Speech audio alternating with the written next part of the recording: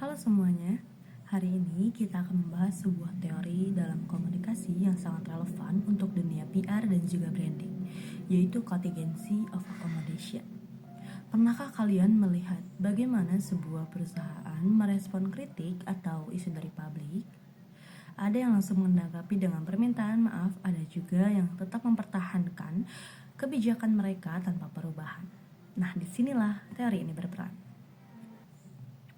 Teori contingency of accommodation dikembangkan pada tahun 1997 oleh Amanda Kensel dan rekan-rekannya sebagai alternatif dari teori komunikasi organisasi yang sebelumnya lebih mengutamakan simetri dalam dialog antara organisasi dan publiknya.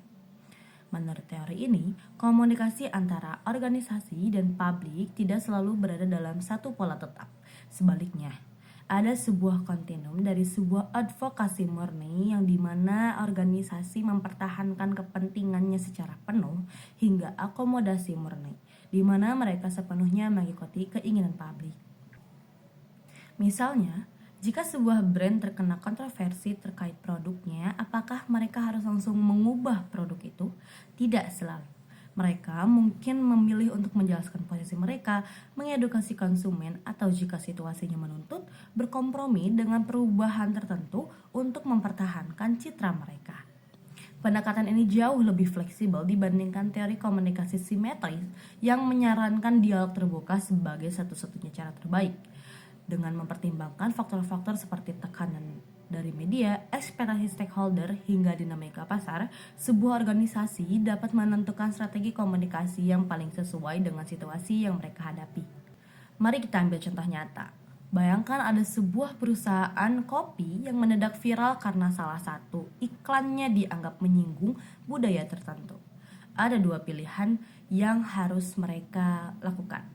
Pertama, mereka bisa membela kampanye mereka dengan menjelaskan niat dan tujuan awalnya, yang mana ini disebut advokasi.